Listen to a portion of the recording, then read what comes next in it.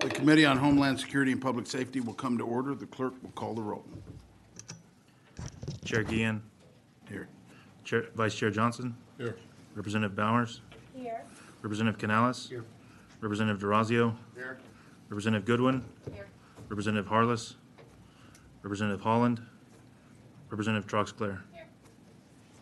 The quorum is present. As a reminder, anyone that's testifying before the committee today and hasn't done so already, please register at the kiosks located in the hallways behind the hearing rooms.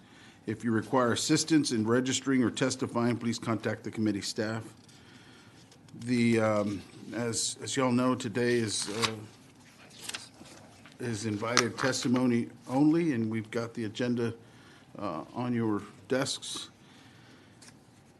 And before we get started, if there's any other questions, is there any comments or questions from any of the members before we get started? All right, then we'll call the first witness.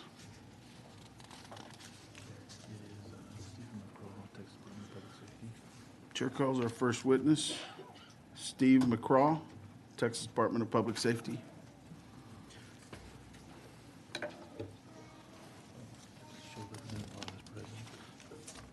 Please show Representative Harless present.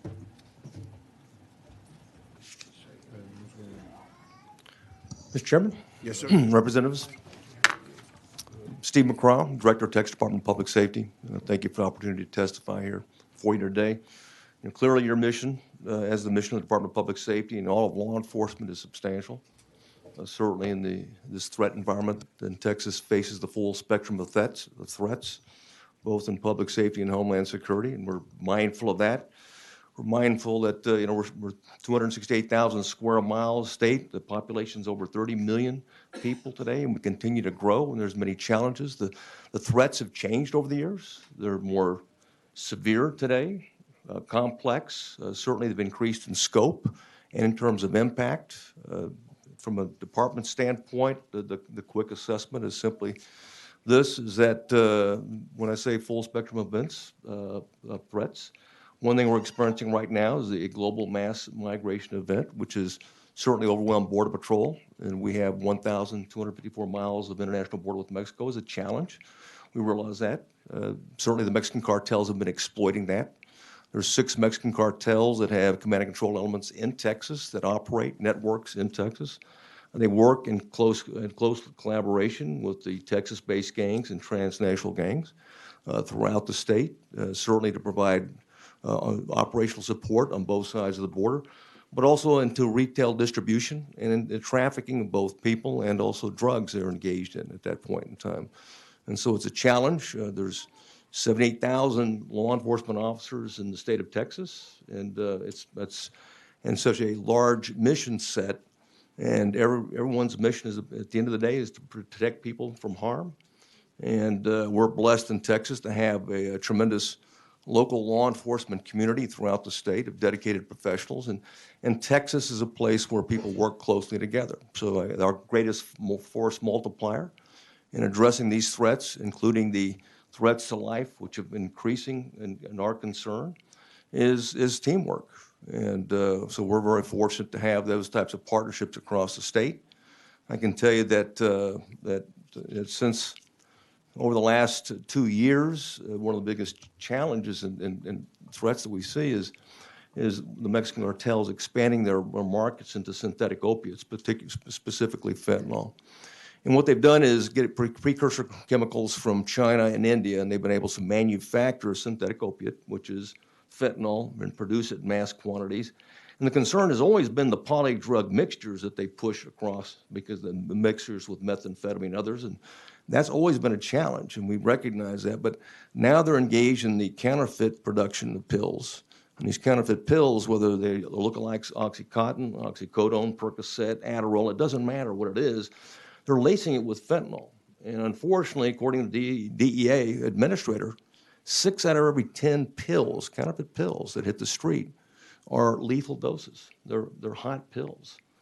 I know you've heard this adage about, one pill kills, and it's not just a slogan, it's the truth. And I know that Chairman, you and I have had a chance to visit with that, and Chairman Canales and I had a chance to visit. I know every member is concerned about that. It affects our kids, it affects our young adults, and it's more than just overdoses. It's really a poisoning because they don't know what they're taking at that point in time. So we're concerned. Texas staved off the epidemic that we saw in the Great State Lakes, that we saw in the Northeast and in the Southeast for a long period of time. Our drug of overdose choice for many years has been methamphetamine, but now fentanyl, because of this counterfeit piece, has gotten into the market. We've also experienced in some of our investigations that we've seen the cartels move a powder form of fentanyl into the United States, and gangs use and purchase, pill manufacturing capabilities, these pill presses, and are producing it themselves. And of course, it's a challenge when you're talking about these types of chemicals and how dangerous they are, and even using, blenders to be able to mix it. So this is one of the reasons you've seen this escalation, this dramatic increase in terms of fentanyl overdoses and deaths. But it's one more thing that's related to the Mexican cartels, who already dominate the lucrative drug and human smuggling and trafficking market across the country. So with that, Chairman, I know you want me to be brief, and I'm open to any questions you might have at this time.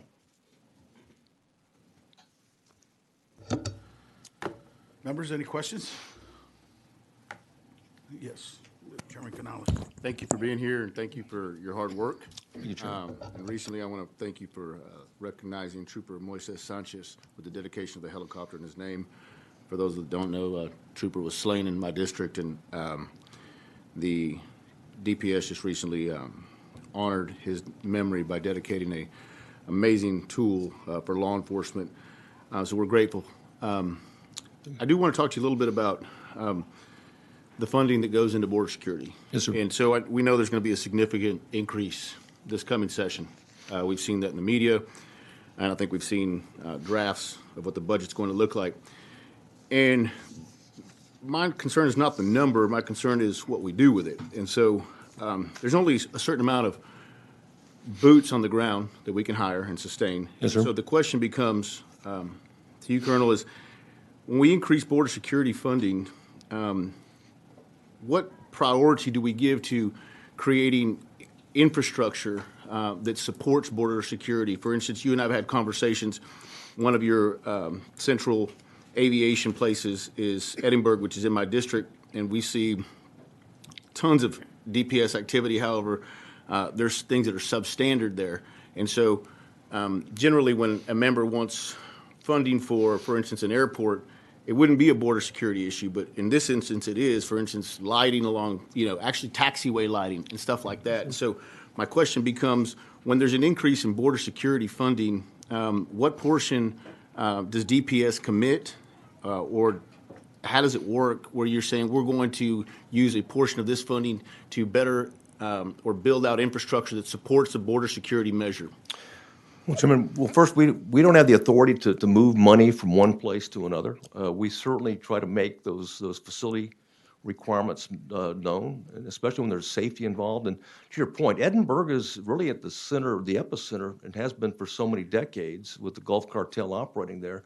And it's in a unique position in terms of geographically located because it allows aviation assets to deploy in multiple locations, including CBP assets as well. So certainly we're committed to it. We'd love to see the infrastructure increase, certainly at that Edinburgh airport specifically, because that really is not just home for us, but even when the Obama administration had dispatched the 82nd Airborne Division, there was a place for them to hang out. As you recall, that was the place, and there's a reason for that. So infrastructure is very important. We recognize that. However, we don't have the ability to move resources into that category, if you will. Most of our funding is on personnel, and specifically, we've been bringing troopers from other parts of the state. Correct. It's the overtime because we bring them down there, work the 12-hour, 14-day shift. Those types of things has been most of our expenses involved in Operation Lone Star. So moving forward, I guess, would you commit to working with me so we can try to figure out what it is you need from an infrastructure standpoint so that we can let the members know? Because all the personnel is great, but if the personnel doesn't have the tools that they need and to do it safely, that's the last thing we want is anybody not having all the proper tools and infrastructure necessary when we're putting them on the line. Sir, well, great point. And sir, to your point, to underscore that, and Yesterday in Pecos, we had one of our radio towers blow over because we hadn't maintained it at the level it needs to be. And as you know, that's another piece of that infrastructure that's so important, is the radio communication capability within that area of operation. And of course, in that area, we're depending upon the sheriff's radios to compensate for it, but they also depend upon that tower as well. So we'll be glad to discuss that with you, sir, at any time. So one of the other things that I wanted to bring up was you talked a lot about the importation of drugs, including, you know, you've got fentanyl, you've got cocaine, you've got heroin, you've got these dangerous drugs. From my understanding, and speaking with my local law enforcement, actually speaking with troopers themselves and speaking with CBP agents, the great majority of those drugs cross not through the river, but through the port of entry. Is that correct? You know, I wished I could say that is correct. That's where the greater majority of seizures are made. The problem is we don't know what we don't know. And the cartels have been very astute at gaming the situation, using scouts and flooding zones so they can exploit other areas. So I don't disagree. Large amounts are coming across over the international bridges, without question. And also large amounts of bulk cash are going across, and weapons are going across southbound over the same international bridges. But we've recently had, you know, fentanyl seizure in West Texas between the ports of entry. So there is, you know, I'm not in a position to tell you because I just don't know. But there's no doubt that they are exploiting those areas between the ports of entry as well. So Chairman Guillen and I represent a very uniquely geographically located area of the state of Texas, and that's one of the parts that we're talking about that's most challenged. And one of the things that has struck me that you've got those ports of entry where you've already said that's where the majority of the seizure of some of the most dangerous drugs that come across. Yes, sir. But one of the things that I've noticed, and it doesn't take a genius to notice, is once that one of those cargo or 18-wheelers or commercial traffic that comes across, in the largest ports of entry, land ports of entry in the state of Texas, they're not connected to any interstate, and they're not funneled in any particular direction. Mm-hmm. So, for instance, in FAR, for instance, in McAllen, the Beyonce Lewis, an 18-wheeler crosses, and it just spiders off into the rest of the nation. Would you agree with me that if the state of Texas had the infrastructure to funnel these commercial vehicles outside the city limits into the commercial corridor, that you would have more of an advantage of knowing where these vehicles were at when they cross? Well, absolutely. And I can say this, is that anytime we've done bridge operations, as you know, the cartels don't like it. And they don't like it because they're moving contraband, and unfortunately, sometimes they're moving people as well into these 18-wheelers. And that's always a public safety threat to the migrants being smuggled across those bridges. And the reason I bring it up is because the Rio Grande Valley has, along those ports of entry, TxDOT has a plan to build these corridors that funnel the commercial traffic, which is by and large where you're seizing the majority of these dangerous drugs. And to me, it would seem logical that building out that infrastructure is not only a shot in the arm to the economy, but it also doubles in border security and making sure that that's a priority for the legislature. And is to me, I think it's important for them to hear from yourself and agencies that are trying to institute and promote border security, that the way we've got it set up, it's almost impossible to track one of these trucks once they cross because we don't have the infrastructure in place. You and I haven't discussed this, but I agree with you. Thank you. Appreciate you being here. Chair recognizes Representative Troxler. Thanks for being here and for all the work you do. I just wanted to ensure that I captured the statistic that you said correctly. 6 out of every 10 pills on the street. What was the end of that? Yeah, the 6 out of every counterfeit pills, or 6 out of every 10 pills that DEA is analyzing right now in their laboratory, is a pill that has over 2 milligrams of fentanyl, which is a lethal dose of fentanyl. It used to be 4 out of every 10, but now it's 6 out of every 10. So you can imagine the concern. That's why we try to keep pushing out. You know, parents have to talk to their kids, grandparents, everyone has to be able to educate that there's no more experimentation anymore without risking one's life. And the types of pills that you're talking about that they're analyzing are what? Fentanyl. Okay. But what the pills are, they're counterfeit pills. They look like, whether it's M30s, like oxycodone, Oxycontin, Percocet, Xanax, Adderall. So the drugs that you wouldn't even necessarily think that, of synthetic opiate being in, that's what they've laced it with, is to be the active ingredient. Thank you. Members, any other questions? Yes, Representative Goodwin. Thank you, Chairman. Thank you, Director McCraw. So you didn't touch on this, but I'm sure that there's a lot of training that goes into law enforcement. After Uvalde, has there been some change to your training to ensure that law enforcement has a better direction when going into a situation like they had? We've increased the number of alert trainings that we're doing for not just for ourselves, but certainly for our partners. And then, of course, every DPS officer that goes through recruit school and gets the alert training, the alert training down in San Marcos, which is notable investment that the state has because it is the national experts for active shooters is in San Marcos at Texas State. So we adhere to that curriculum. We've expanded it. Even shortly thereafter, the horrific massacre on May 24th, we began training with all the ISDs to make sure there was some interaction with all the different independent school districts around the state, so that we're doing joint training at least at the minimum with our local partners, which I think is vital. Thank you for that. I'm also curious about fentanyl, and if you have any idea of how much is produced or made in Texas and the U.S. versus what's coming from Mexico. It's being produced, almost 100% of it is being produced in Mexico. Now, sometimes what they'll do is they will push or smuggle the powder of fentanyl in and sell it. And there are groups that will use pill presses to make their own counterfeit pills to be able to sell at great cost. So, but right now, it's the Mexican cartels have taken over the fentanyl business, just like they did with methamphetamine. And the advantage for them, why it's so profitable, is they don't have to grow it, they don't have to produce it, they don't harvest it. And all they have to do is manufacture it, and they can do it with precursor chemicals, and they can operate around the clock.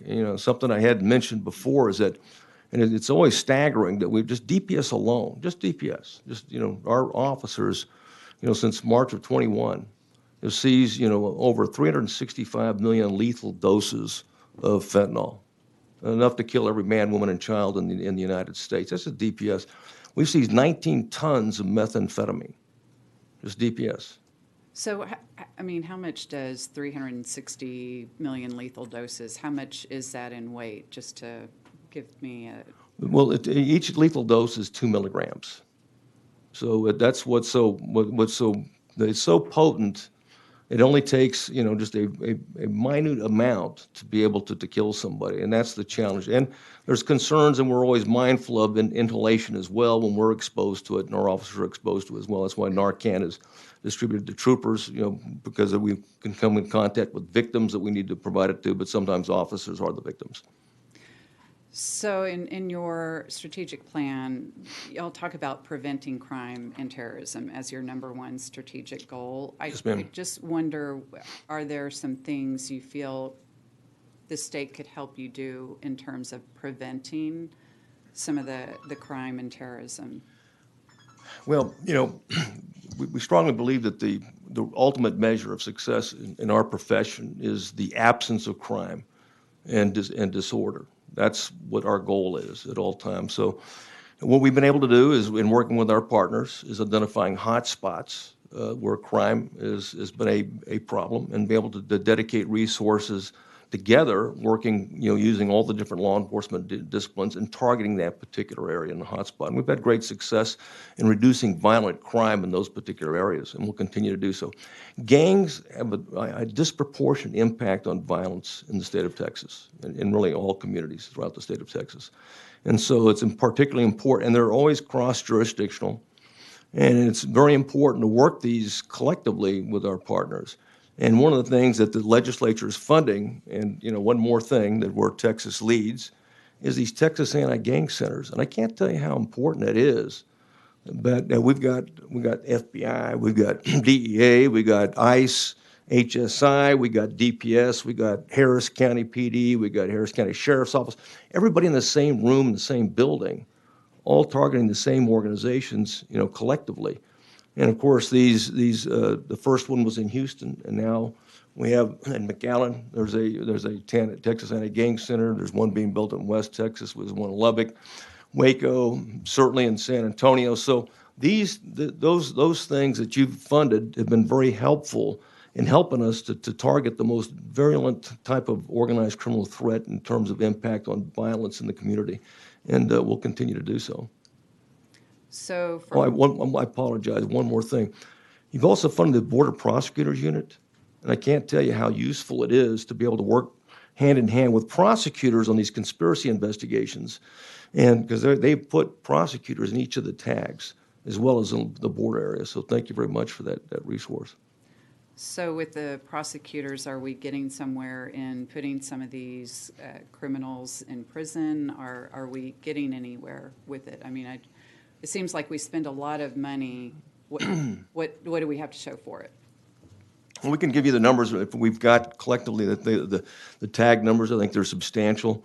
And one of the advantages of working collaboratively that way is that sometimes you may not be able to get local prosecution. There may be a reluctance to prosecute as aggressively conspiracy type of cases, especially historical conspiracies. Well, we can work with our federal partners and the U.S. attorneys and be able to indict it, federally as well. So there's some options along those lines. So I think I'll return the statistics that the tags have been responsible for, and of course our participation and what our numbers are as well. And also we have some of the violent crime initiatives that we've been involved in, supporting our local partners. We'll provide you the statistics on that as well. It was also brought to my attention that you have a Texas Transnational Intelligence Center that works on human trafficking. Can you speak to the success of that? Yes, it's in the Fusion Center. It's about dedicating professional analysts that have subject matter expertise and can look across all the different equities and work with other agencies so we have an accurate understanding in terms of the scope of the human trafficking problem, not just the smuggling but the trafficking problem. And which, again, that's very important for us because you can't develop effective strategies unless you have an accurate understanding of what that threat is. And it's based in the Fusion Center here in Austin. And so what is the scope of it currently? of human trafficking? Mm-hmm. Well, I'll go back to what I mentioned earlier about this global mass migration event, because every time we have this, it's very difficult these days to distinguish the difference between smuggling and trafficking, because what the cartels are doing are exploiting people on both sides of the border. Specifically, they're getting the money on the one side of it before they're even crossed the border, but even when they get on the other side of it, depending on the cartel and the group, they're indebted to them based upon the money that they owe, and they're basically are required to engage in either criminal conduct at that point in time or return money back to the cartels at a later date. So we call it indentured servitude when they get involved in some of these particular jobs and so forth, because they know where their families are, and because they engage in extortive behavior, they're able to track them down and continue to get money. The most I'll call serious part it's not, all of it's serious and all of it's problematic, but it's the international, what we're seeing, international sex trafficking of young women is something that we're very concerned about. And when we get involved in these particular cases, what's happening is that young women from Central America primarily, but also Central Mexico and other parts, are being recruited into the United States by the cartels, okay, on the promise that when you get here, you're going to be a domestic servant, you're going to work in the service industries, we have this job for you. When they get here, they're debriefed, and when they get the information and where their family's located and so forth, so they can find them unless they run away, then they're compelled into prostitution, is the easiest way, nicest way to say it. But they're beaten, they're gang raped. It's just the most atrocious type of behavior you could imagine. And as young as girls as 13 years old. So that's something that we've identified in our investigations and we're mindful of. It's actually changed the way we work cases. When you look at human trafficking and sex trafficking, in particular children, but all people, because all of them are victims at this point, we're always wondering about the next arrest or working it higher. We've had to develop strategies where we can identify the victims to the greatest extent possible, and then take enforcement actions early on in the investigation, even though the conspiracy continues, and we're looking for other collaborators and other individuals to indict in it. There was an obligation to rescue that child from a life of hell. And so we've had to adjust some of our tactics as a result of it. And of course, I can probably, it might be helpful to provide you an update on our human trafficking assessment that discusses some of this, but also the domestic side as well. Thank you. Right. Members, any other questions? Yes, Chairman. Thank you, Chairman. So you mentioned something that's real important, and I forgot to mention, but I just want to have a quick discussion with you because you mentioned I do live in the epicenter of this border security war. Not only that, the courthouse sits in the center of my district, and aside from my day job, being here, I have a law office, and what I can tell you is that there is an unfunded mandate on my community. And so because you have a huge law enforcement presence, which I'm fine with, I think that's great. It makes me feel great. Everybody feels great. The problem is with increased law enforcement, we've got increased arrests, not just border security related, of DWIs, misdemeanors, whatever the cause may be. And so with increased law enforcement presence, increased arrests, that means I've got an increased courthouse bill and I've got a jail that's overflowing. Sure. And so the point that I wanted to make, and I'm hoping that you will help me, is talk to this legislature and say, look, you can't have a half golf swing. We've got law enforcement heavy on the back end, which is what the purpose is, but there is a unintended consequence, or intended, meaning we have way more caseload to our courts. We have way more arrests, and and our jail is overflowing. We're housing people in Brooks County. We're housing people in Webb County. We're housing people because our jail doesn't flow. It can't fit these people. And so the request from you is to hopefully work together to tell the rest of the legislature that the goal's great, but you got to swing the rest of the golf swing, and you got to provide the funding for the jail where we're going to put them. And you got to also provide the court funding for all the cases that you've created, because we can't just have part of it. And I just wanted to mention that to you and ask you what your opinion is. Well, we've seen we can actually broke the system. We broke it in Kenny County. Okay? Well, I think ours is broken in Hidalgo. And it doesn't take much to do it, because all you have to do is it takes the entire. You have to invest in the entire, as you pointed out, all the criminal justice system, the entire criminal justice system, because if the jails, if you don't have adequate space, then you can't put human smugglers and drug smugglers in it, number one, because the sheriff just can't. There's a limitation on that sheriff, so you need to expanded capacity there. You need indigent attorneys, because often, especially whether it's a criminal trespass or something like that, someone needs to represent that individual, and it impacts the prosecutors in their office as well, and of course the judges, the dockets in that regard.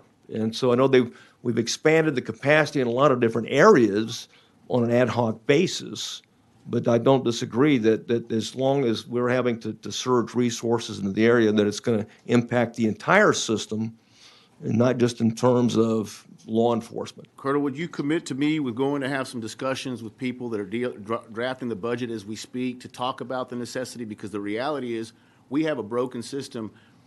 We can't house my sheriff's frequently out of compliance. Yes, sir. And for no other reason that we have that increased presence, which I'm not complaining about, but we got to fund the entire system. It's a circle, and if you can't fund the whole system, well, we've got and so, for instance, the legislature's funded DPS to have this law enforcement measure, but my county funds the county jail. Yes, so sir. we don't have funding from the state to fill or to do these things, and so we have a huge funding shortage on the back end from the arrest moving forward. Yes, we can't sustain the burden, and we need people such as yourselves to help the legislature recognize that there is an unfunded mandate going on, especially in these border counties, and I need your help. Yes, sir. Well, you certainly have it, and I can tell you that we saw the same thing, and Sheriff Joe Frank Martinez brought it to my attention long before it even got to as bad as it was, is that we're just increasing the number of arrests in terms of human smugglers that we're running in his particular county, Valverde County. So this is a real thing, and I'm not crazy. No, it's a real thing, because in fact, there's a processing center, much funds, state funds have been set to set up a processing center there in Valverde County. Same thing, they agreed in Jim Hogg County, because as you know, we're close to Webb County. At the same point, you've got the problem with Brooks County and the Falfurrias checkpoints. So yes, this is it's not one, certainly law enforcement is a piece to it, but it's one piece to it. And I need you, that's what I need your help educating the legislature to say, we can't just fund one part of it. Thank you. And our board of sheriffs are very good about articulating that and can do a better job than I can in terms of that threat, sir. Chairman Harless. Thank you, sir. Thank you, Colonel, for being here. Thanks, sir. I had a question. The tragedy of Uvalde, we saw there was a chain of command issue.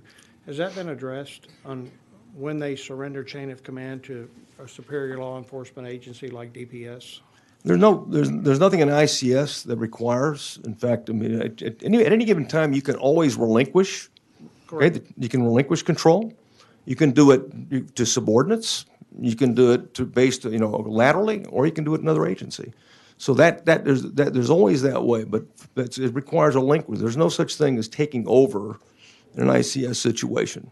So if you want to talk about command and control, yeah, those things are old. There's nothing that in ICS that allows you to come in and take over. And frankly, there's not many sheriffs and chiefs of police that want somebody coming in and taking over, and certainly not the state police or the federal government coming in and taking over. And you have to be careful about doing that and be mindful of it, is that you would expect, okay, that the on-scene commander should have the knowledge, the tactical know-how, what's going on at that scene, and to be able to make those particular calls. And unfortunately, and as we've talked before, is that in our situation, from the department standpoint, going forward, shortly thereafter, the Uvalde tragedy, is that our policy is very simple. There's no such thing as a barricaded subject on a school grounds if he shot somebody. You go find him and neutralize him. There's no negotiations. There's no evacuations. Go find him and eliminate the threat, period. And why didn't that happen? Thank you, sir. Why did you wait 77 minutes? Please explain what ICS is. Incident Command System. Yep. Can you elaborate?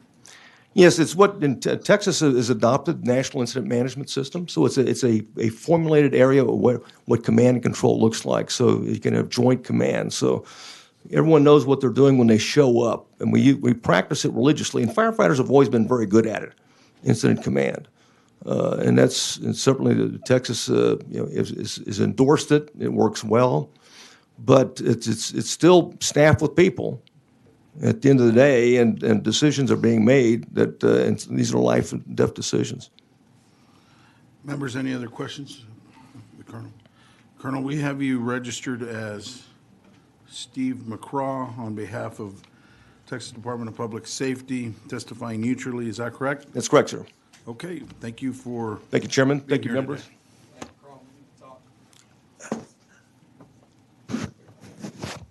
Your institution failed us.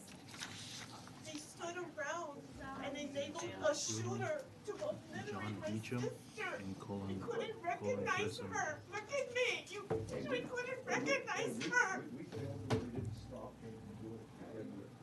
You stood around and watched this shooter have free range of shooting innocent kids and teachers. How? How do you not have questions? How do you live with yourself? This is insane. This doesn't happen in other countries. It happens in the United States of America. You allow people to have assault weapons that belong in the military. The military. These people were obliterated. And we still have no protection in our schools. No wonder you love this job. Y'all are surrounded by protection. We don't have one security guard in schools. Nothing has changed.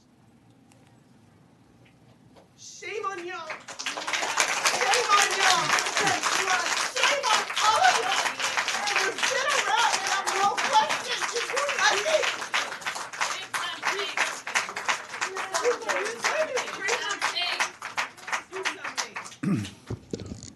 Please restrict any outbursts in the audience. The House sergeants have the responsibility to maintain order of the rooms of the House at the direction of the chair of the committee. If persons in the audience persist in causing a disturbance, the chair will have to It is direct because we're in pain. their I hope removal. this never happens to you, sir. I pray this never happens to you because you will feel the wrath of this pain.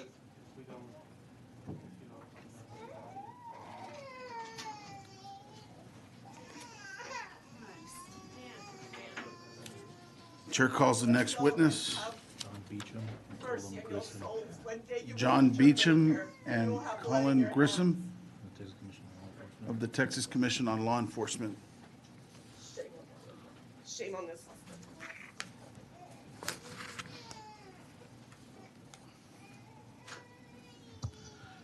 Thank you all for being here. We show you registered as Are orphans. They will never John have their Beecham, mother and father. John Beecham and Colin Grissom of the Texas Commission on Law Enforcement, testifying neutrally. Is that correct? That's correct, Mr. Chair. Okay, please continue. Good afternoon, Chairman Guillen, Vice Chairman Johnson, and members. My name is John Beecham, and I'm the Interim Executive Director of the Texas Commission on Law Enforcement. Joining me today is Director Cullen Grissom, who oversees TCO's credentialing, field services, and education services divisions.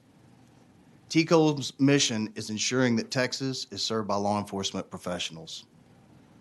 Overall, TCO is 67 full-time employees who are charged with regulating 115,000 licensees, 2,700 law enforcement agencies, 115 training academies, and over 200 contract training providers. TCO issues licenses to and regulates peace officers, county jailers, and telecommunicators. In a national comparison, TCO's oversight duties are amongst the largest in relation to peer state law enforcement regulatory agencies.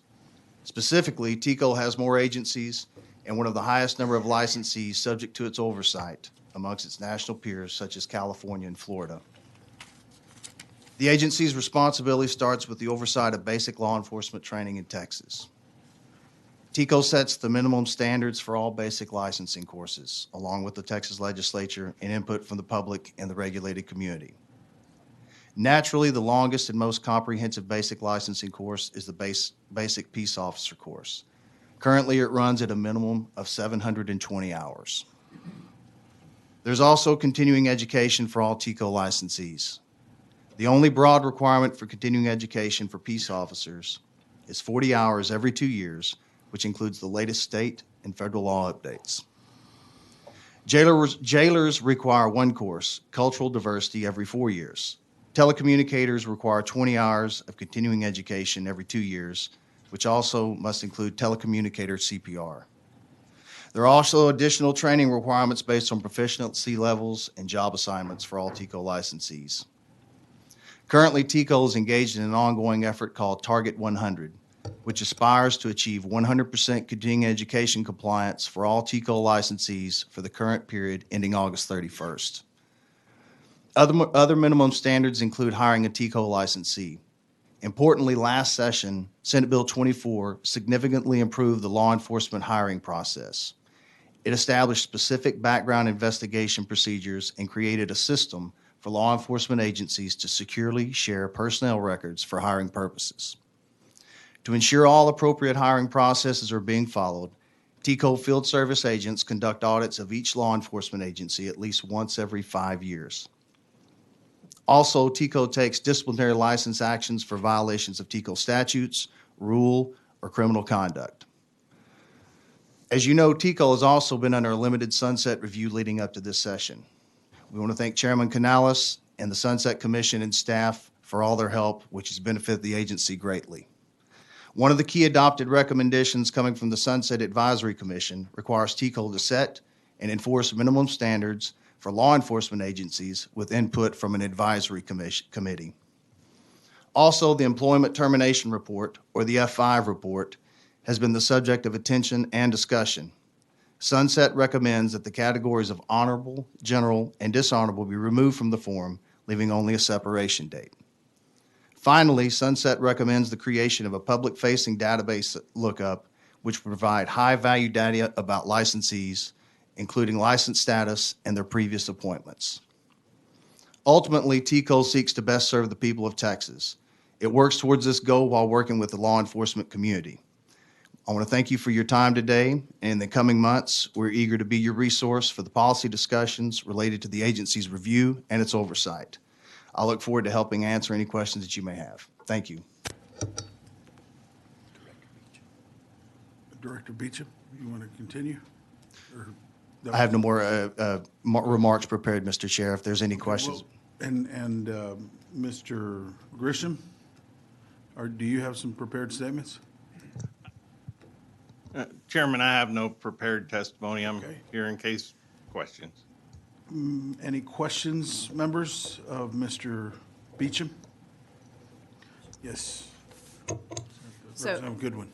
Thank you, Chairman. You mentioned the recommendation to remove honorably discharged, general discharge, or dishonorably discharged off of the F5 form. I don't understand the thought behind that. Is there something that would replace that information so that a hiring agency knows what the situation was when a law enforcement officer leaves an Thank you. agency? I'm sorry. Thank you for the opportunity to speak to that, Representative Goodwin. The F5 report, it's important to remember that it exists in the context of the hiring process and also in relation to SB 24 that was passed last session that enables a prospective hiring agency to get all the personnel records from the former agency that employed that officer.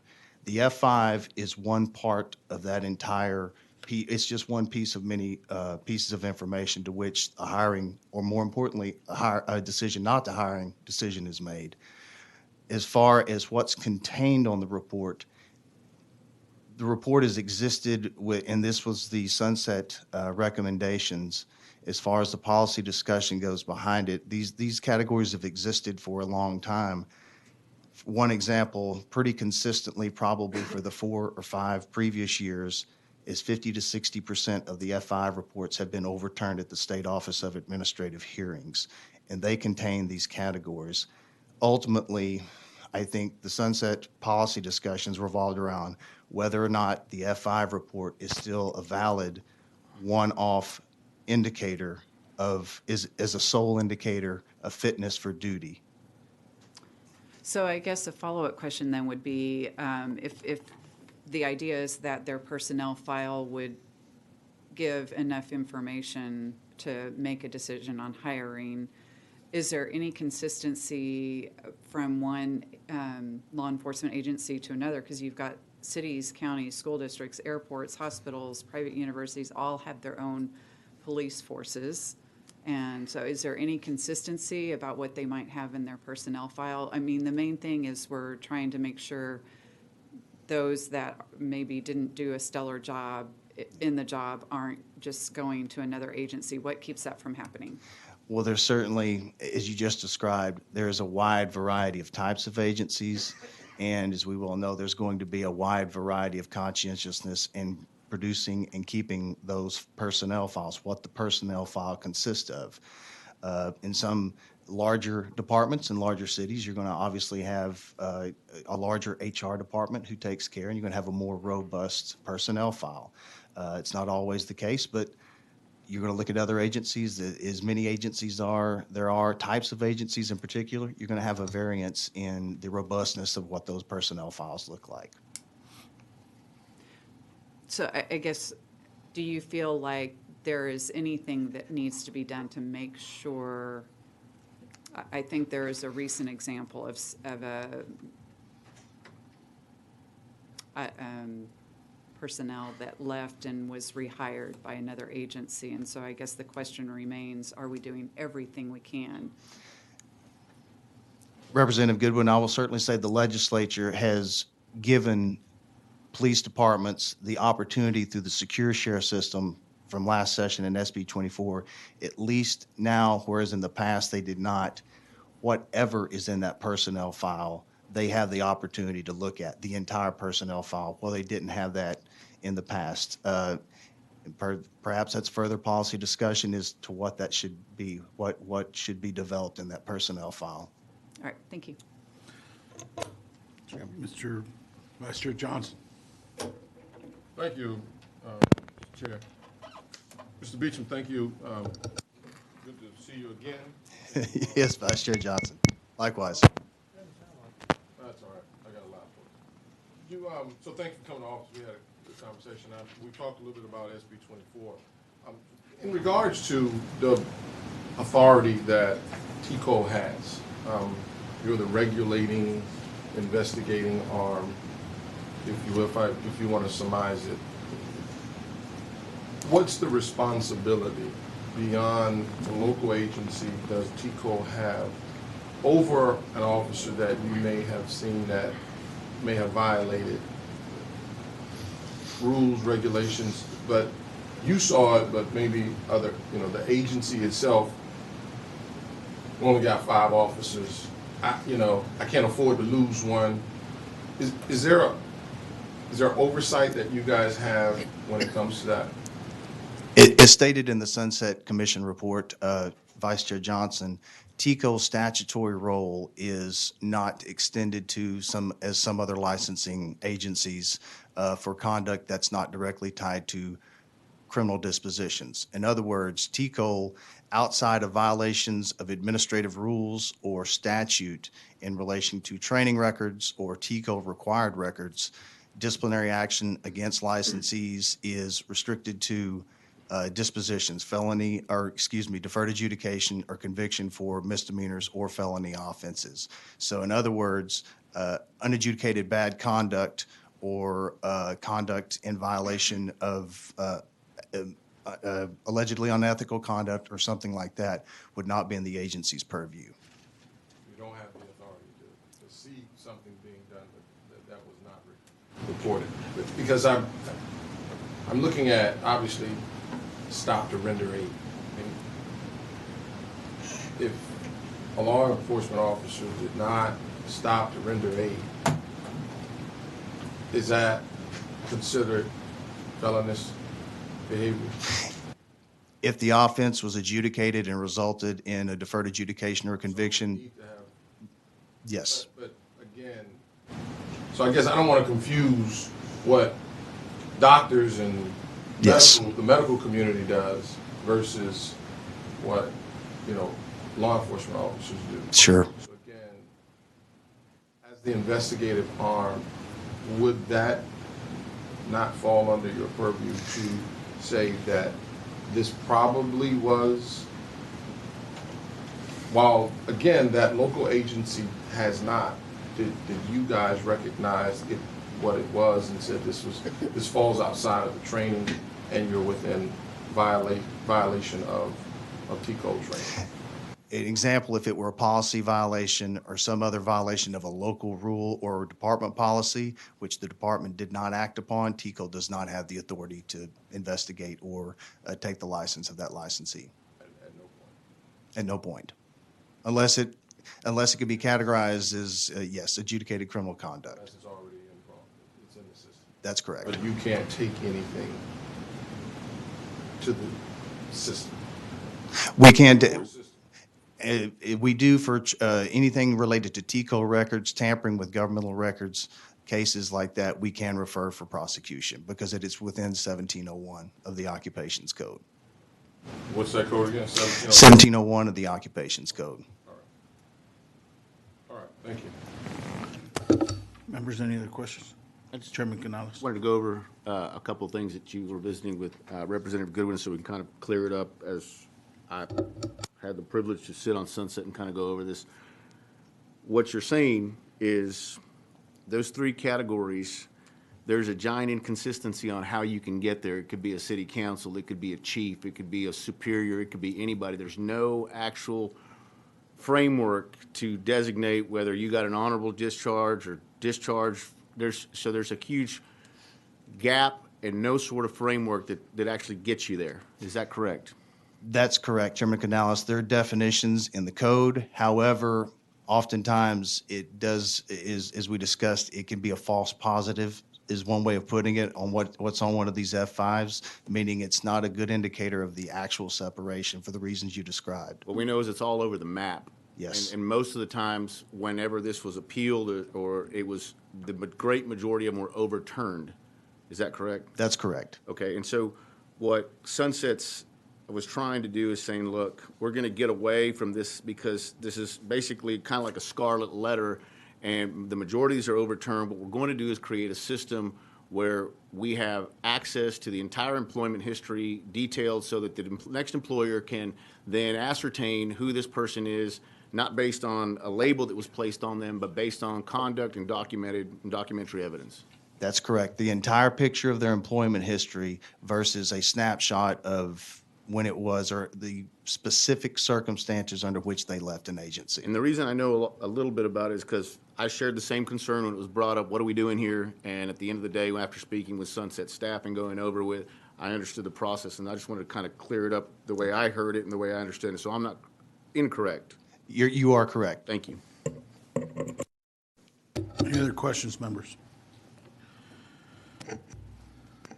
Yes, because I don't Representative know that it's clear, so I need you to go in further and explain why those categories would not be there, because the categories let you know the final determination. So why would you take those off? I think one thought would be behind taking them off would be for the reasons that we discussed, that oftentimes, whether it be through settlement, through civil litigation, whether it's overturned at the State Office of Administrative Hearings, whether there's been a mistake in the way it was issued, oftentimes those three categories aren't an actual correct, the most accurate representation of, number one, not even the separation circumstances, notwithstanding the entire officer's entire work history at that department.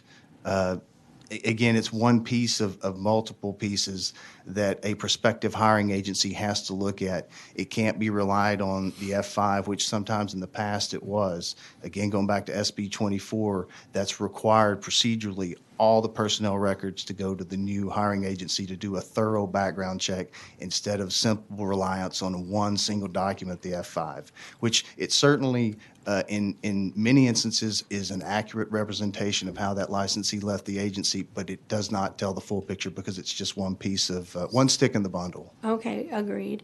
But why did y'all believe that the F5 form was so great in the beginning then, if now you're saying it doesn't work? Well, the three boxes that are on the three categories right now, Representative, are the legislature put those in when they first came up with the F5 form.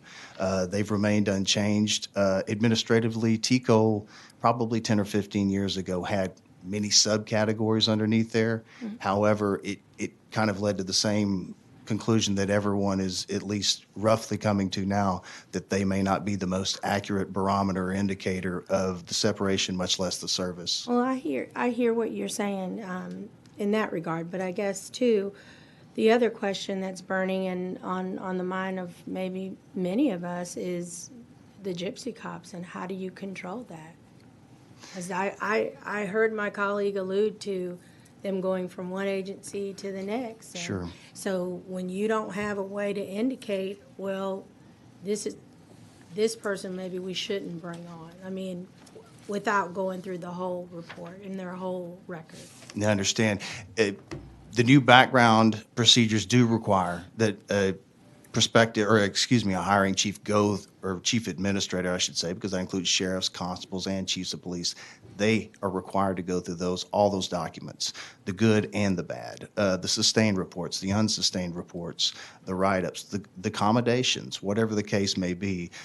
Again, it's looking at the totality of, and required to do so under statute, versus in the past, maybe just looking at that one document, which it could have been marked as an honorable and it merited a dishonorable, and vice versa. So I think we're getting a more accurate picture of what a licensee's work history is now than ever before.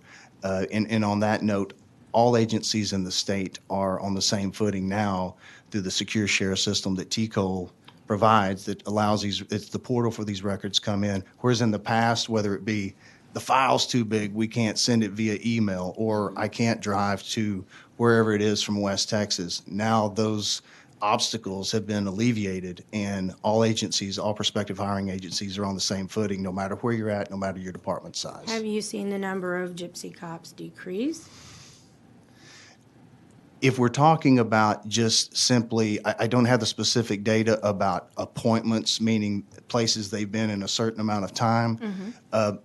We've looked at that. We've had some rough data that we've been able to look at.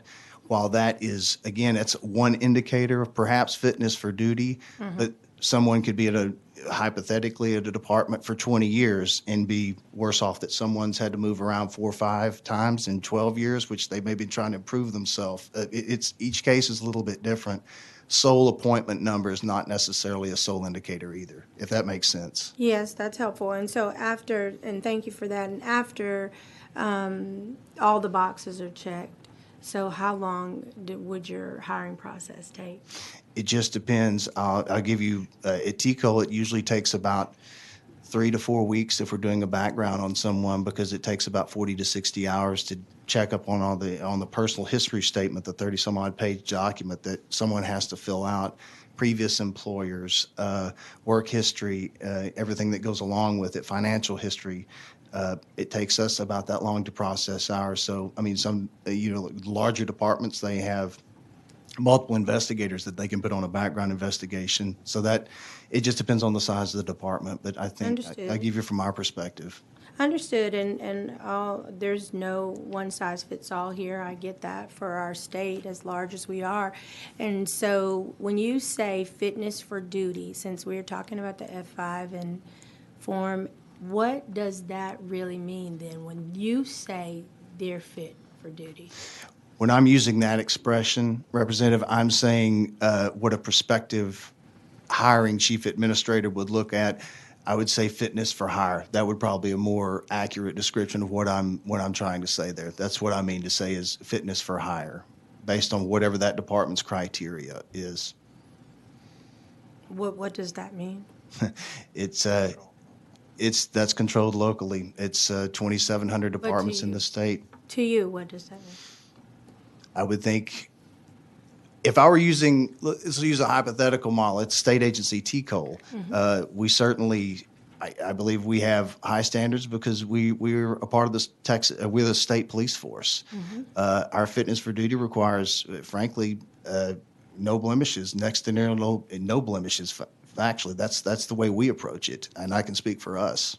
I guess I hear you, and you're speaking clearly, and you are making complete sense. But what I'm asking you is, what does that mean? What are those checked boxes? What can this officer do that, yes, they are fit for hire in our agency? What are they bringing to the table that is going to be positive for our community? That's what I'm asking you. Spell it out, not they're fit.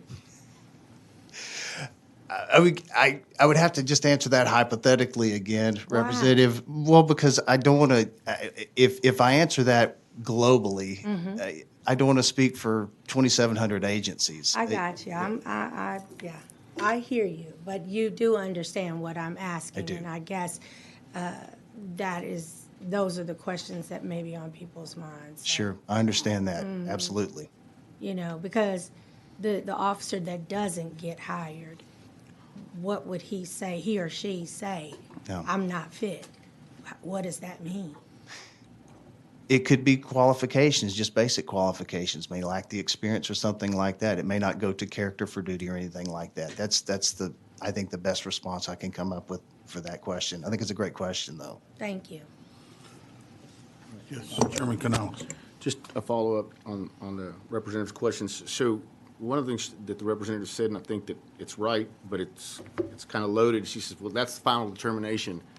Well, that's not the final determination. It's the final determination when they part ways, but that's not really the final determination. I think that's what Sunset comes and says. Yeah. There's another final determination at the very end. There can be appeals. And that's where this thing comes into question, is saying we're looking at when people check that box and what the great majority was going on, and was there actually a useful function, or was it is it just kind of a label we're sticking on people? Is that kind of correct? That is correct. Okay, and I think, because I sat through a lot of this, I think what the representative's asking is, what does fit for duty mean? And when I'm sitting here listening is, y'all just went over the qualifications and the education that you've got to get to be licensed to be an officer. Is that correct?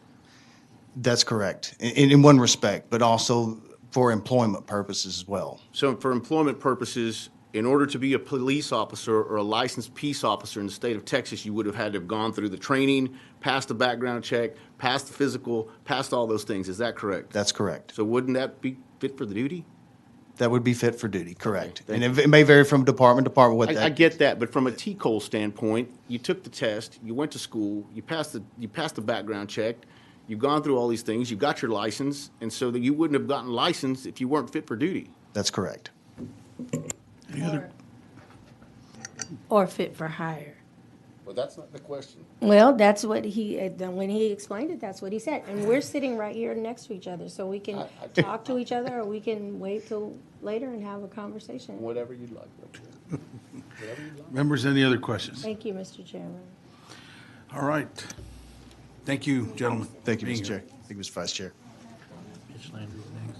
Chair now calls Mitch Landry, Texas Municipal Police Association. We show you registered as Mitch Landry on behalf of the Texas Municipal Police Association, testifying neutrally. Is that correct? That's correct. Please proceed. Chairman, members, appreciate the opportunity to be here today. Represent Texas Municipal Police Association. We have over 32,000 officers around the state of Texas. This includes sheriff's deputies, municipal officers, constables, school district police, the whole gamut. And the chairman had asked that we lay out a few issues that we see in the state of Texas. So first and foremost is recruitment and retention of officers. All industries face these challenges. However, it's been much more difficult in an industry that asks you to put your life on the line without giving you the support you need. Support comes in many forms, and our officers desperately need it. We need cities and counties to properly fund their departments. 2 years ago, the legislature passed laws making it more difficult for local governments to defund their police departments, and we thank you for that. What we cannot ignore is the impact of the anti-police movement that continues to have an impact on our communities and our profession. We also need district attorneys who prosecute criminals instead of allowing them back out on the streets.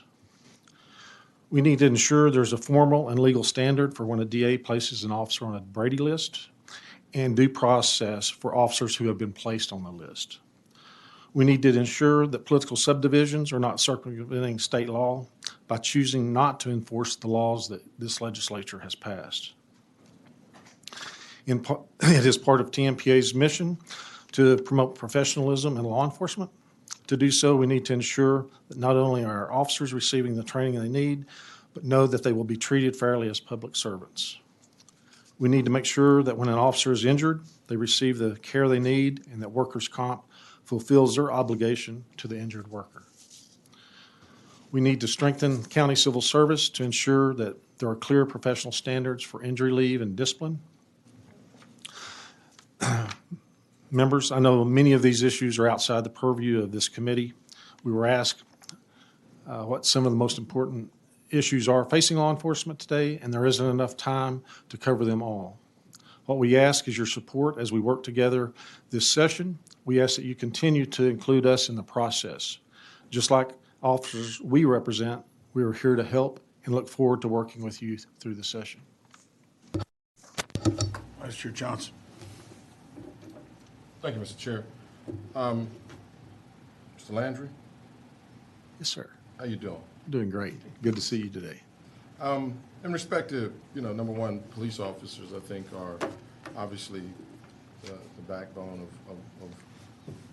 of security, safety, and everything else that goes along. Absolutely. With knowing that a good officer is, in the midst and will provide the protection that we all desire and want.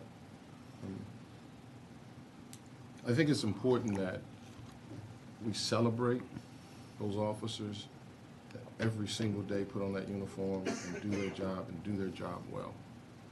And I know it's very difficult in this day and age and in this time to recruit officers.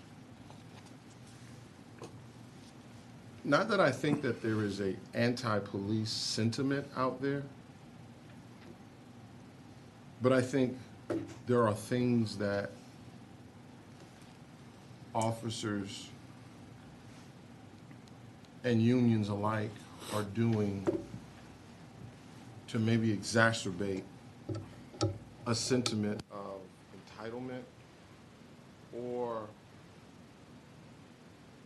they're above the law, or there's no real responsibility for actions that have been taken. We all know in every job, every business, and every job market out there that there are always bad apples. I think the problem lies in is that when we see officers doing bad, and we've seen officers do bad, that the call is not there to say you did bad and you must go. We've seen the circle of the wagons in which the community then says, why are you circling the wagons when you know this officer did wrong? I think it's the same sentiment that officers want the community to do when there is a criminal in the midst and what officers would consider to be protecting that criminal.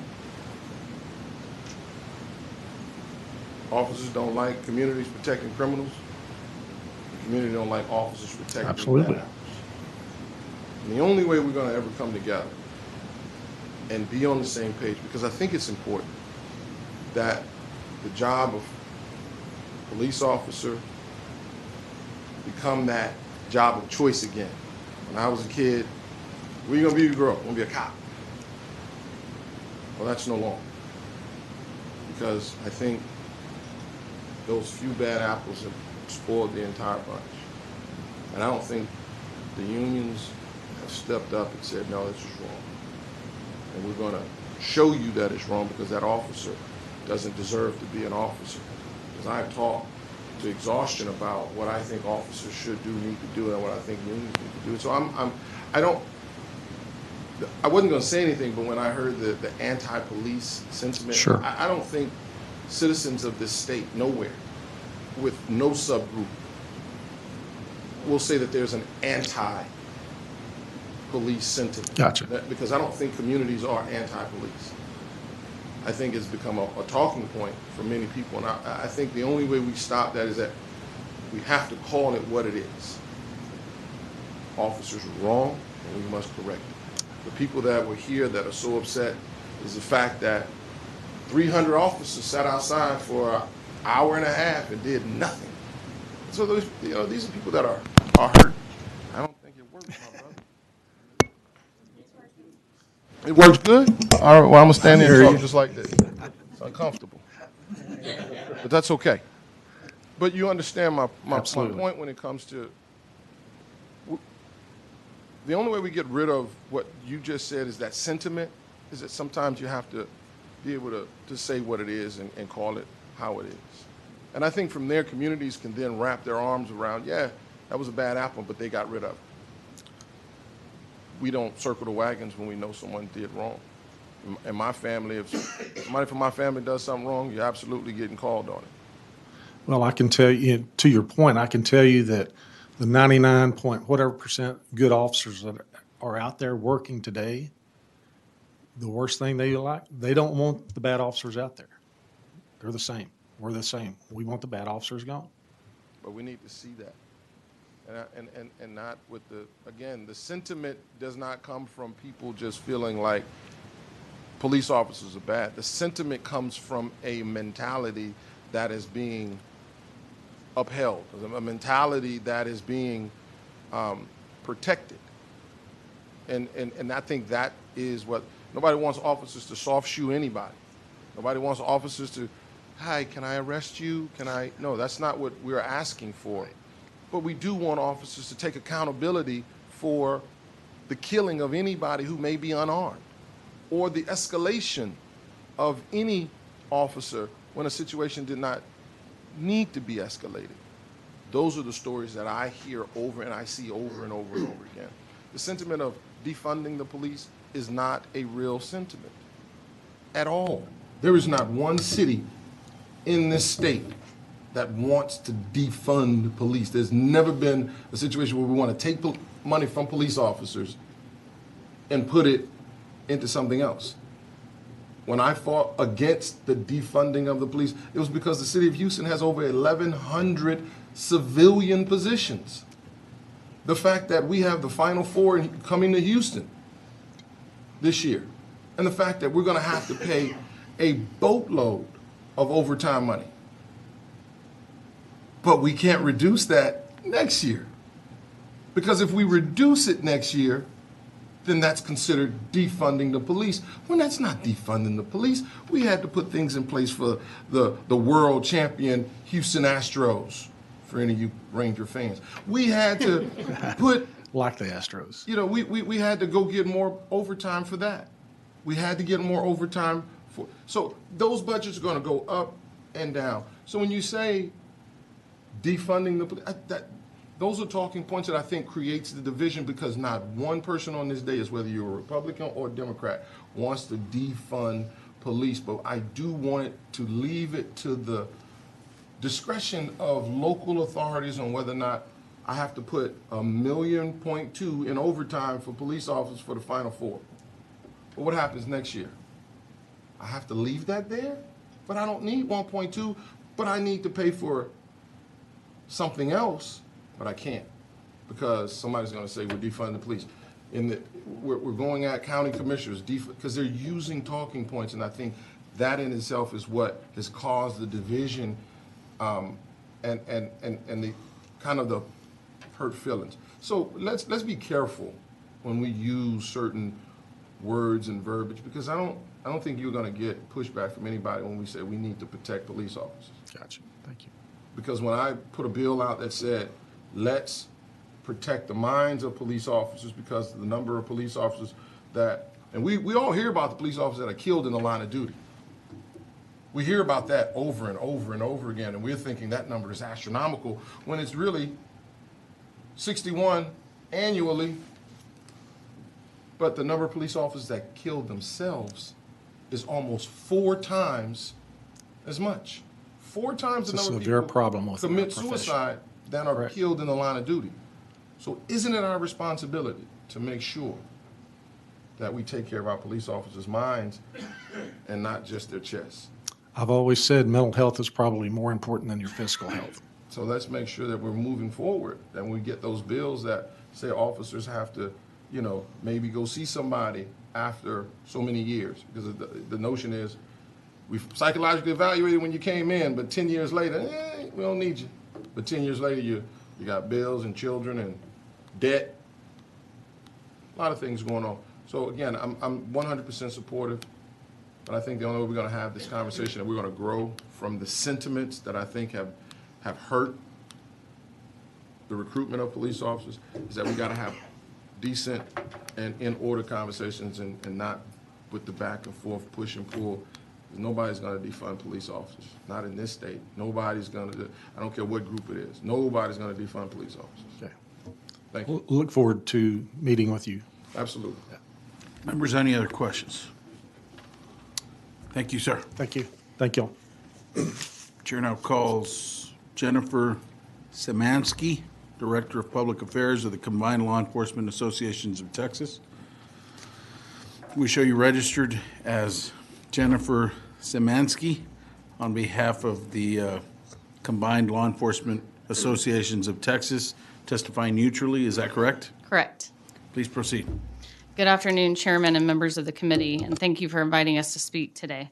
I'm Jennifer Szymanski, Director of Public Affairs for CLEAT, or the Combined Law Enforcement Associations of Texas. I came to work for CLEAT in 2019 after 15 years in law enforcement, most recently as a corporal detective with the Austin Police Department. I hold an active peace officer license and serve as a reserve deputy with the Travis County Sheriff's Office. CLEAT is a statewide law enforcement association representing over 27,000 peace officers in the state of Texas. Our members include officers from all the major cities as well as deputies from all of the large urban counties across the state. Some of our larger local affiliated associations include San Antonio PD, Dallas PD, Fort Worth PD, El Paso PD, Austin PD, Tarrant County, El Paso County, Bayer County, and Harris County. Our mission is to ensure that our members' rights and interests are protected by providing legal representation, legislative and political advocacy, assistance in labor negotiations, and leadership or association development.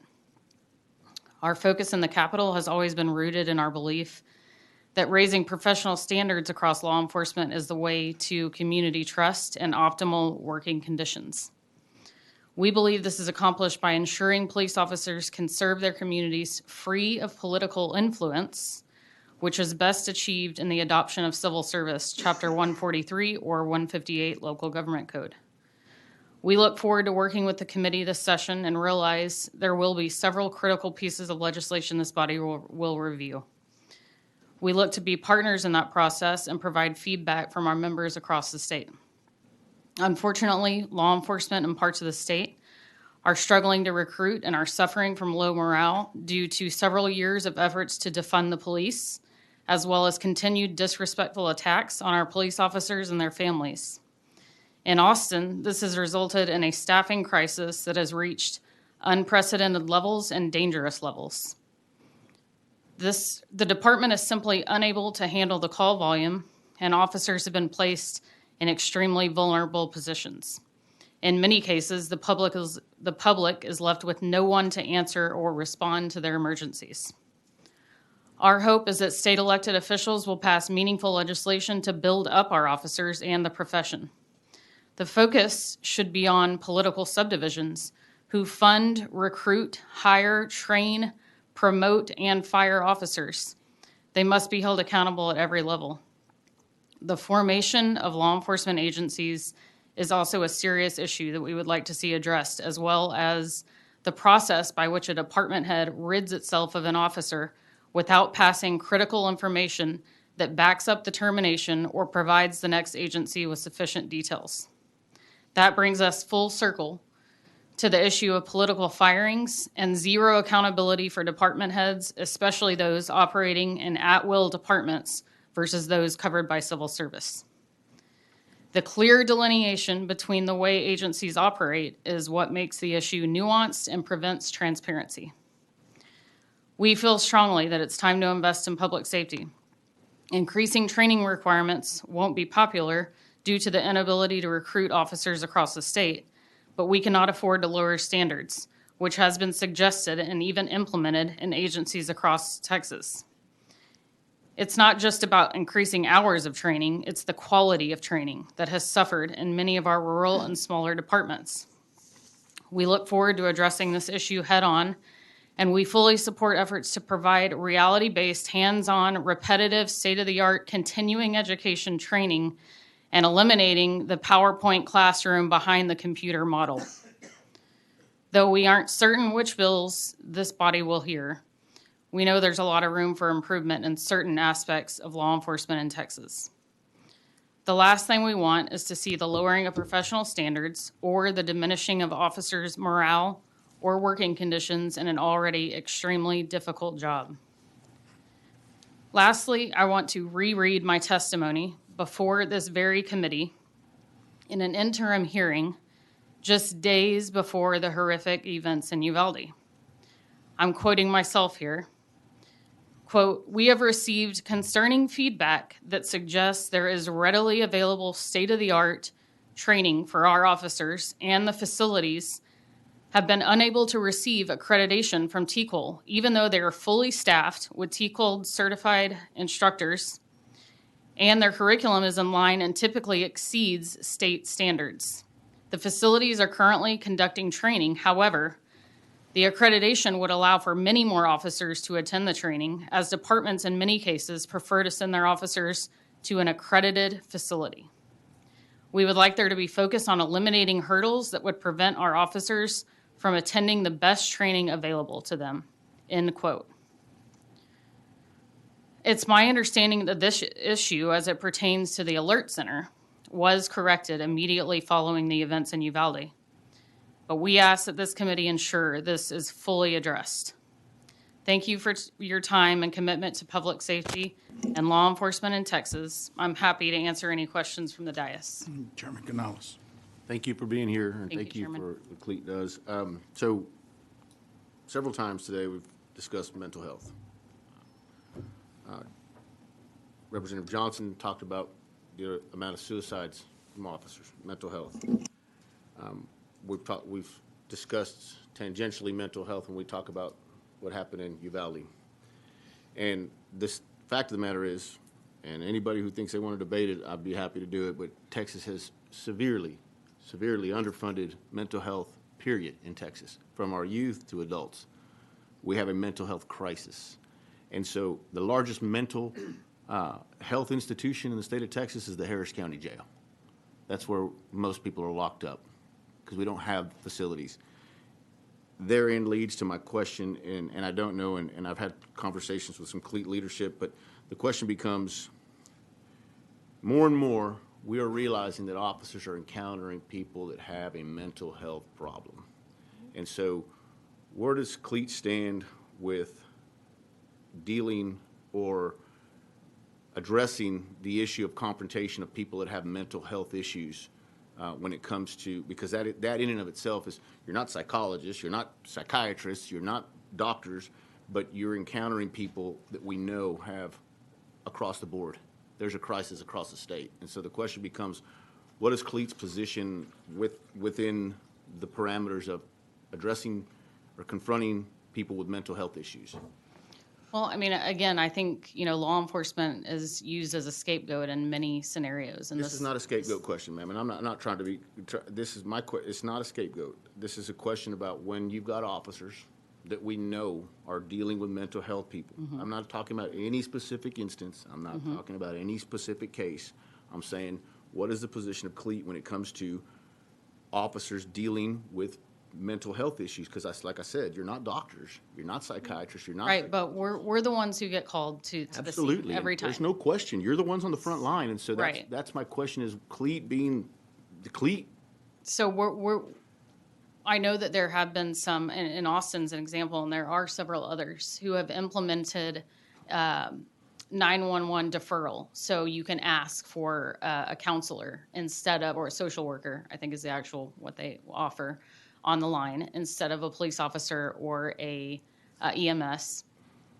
And, I think that has taken some of the call load off. I don't have the numbers. Austin PD and other areas that have implemented this might provide you with those. But I think that's helpful because, you're right. We're not counselors by any stretch of the imagination. Most of us have 40 hours of mental health training. And, we have to deal with threats as they arise. And so the first thing we do is make sure that the scene is safe and that, all bystanders and the officer and the individual are all safe. That's the first thing we have to do. And so a lot of times we end up at the calls because maybe they wanted a counselor, but when the dispatcher understood the facts of the scenario, they had to dispatch police because there's a safety factor. And so again, we've supported legislation in the past that would defer calls if possible. There's going to be more legislation this session regarding emergency detentions. And so I'm curious, where that's going to fall because again, we carry a lot of the burden of a lot of societal issues, and this is one of them, mental health. I say this respectfully because CLEAT is CLEAT, and it is the largest coalition of law enforcement.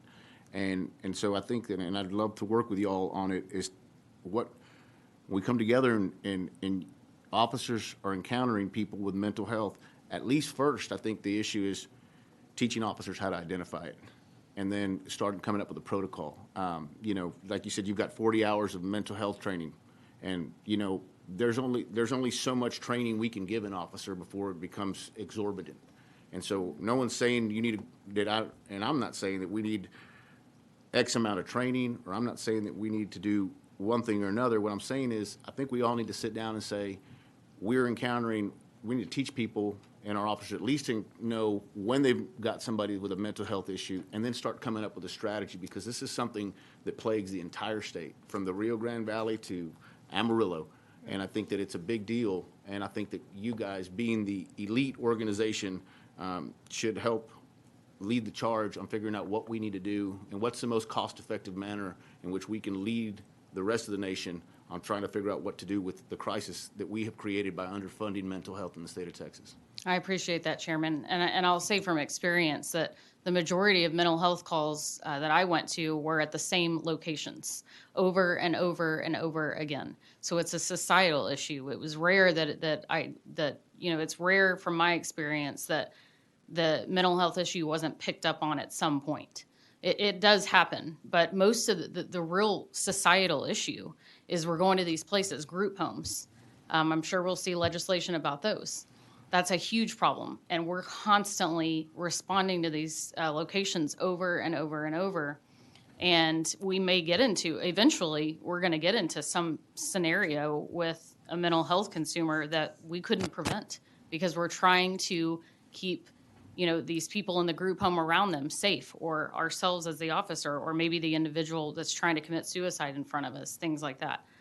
Taking your words over and over and over, and there's somebody really a lot smarter than me said if you do the same thing over and over and expect a different result, that's the definition of insanity. And so that's what I want to work with you guys and say we need to start looking at a way to not do it over and over and over and try to figure out, because like I said, I think you guys are the people to help us do it. Thank you, Chairman. Chairman Harless. Thank you, Chairman. Just to clarify, maybe I didn't hear it correctly. Are you against online continuing education? Did you say that?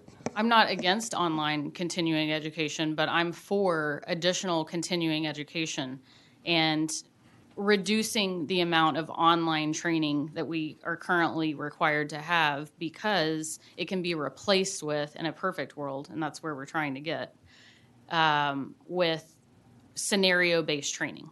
And scenario-based training is the best type of training, and that's, what's been really brought to the forefront, I think, after the terrible events in Uvalde, and the response from TCOL and the state referenced the Alert Center, that these are the centers, this is the type of training that is needed, and it's not just needed once, it's needed every year.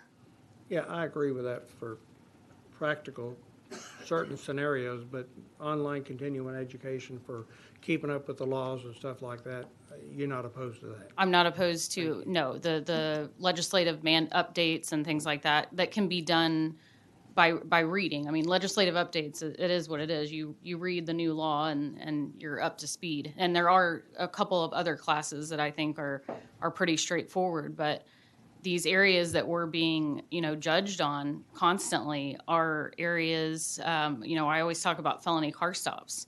That's the prime example of a situation that you might go through once in the academy, and then you may not encounter it again for some time. These are things, repetitive yearly training of actual hands-on scenario-based is what we've been asking for since well before last session. Mr. DeRazio? Yes, thank you.